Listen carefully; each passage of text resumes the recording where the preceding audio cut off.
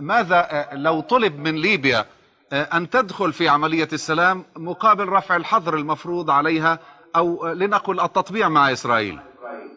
لا لا، يعني هذه احنا احرار، ما يقدر حد يلوي يدنا. احنا احرار في ان نعترف او ما نعترف باي دوله في العالم، اسرائيل ولا غير اسرائيل.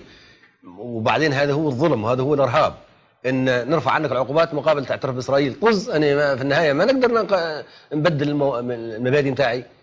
قضيه فلسطين قضيه ثانيه ما لهاش علاقه بكربي قبلها او بعدها، دي قضيه اخرى.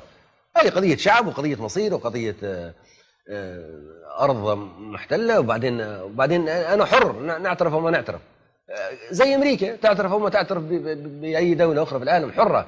لكن من السخافه ان احنا نعلق علاقات الدول ببعضها بمواقف مثل هذه، انك انت تعترف باسرائيل باش نرفع عليك العقوبات. كويسه والله، ما ترفعش العقوبات. انا نقعد الى يوم القيامه مش معترف باسرائيل اذا كان هي القضيه بهذا الشكل. شو علاقه هذا بهذا؟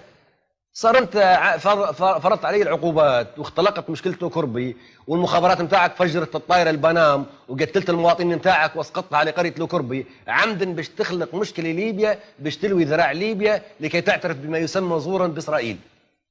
الان اصبحت واضحه لما هم يضغطوا على ليبيا ان احنا نرفع عليك العقوبات لكي تعترفي باسرائيل.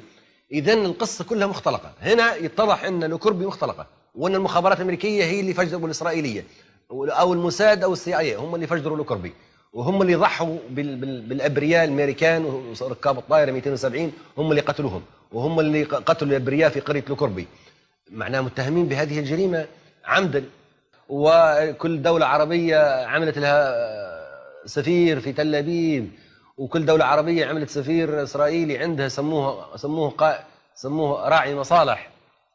من المحيط الى الخليج كل واحد اعترف باسرائيل.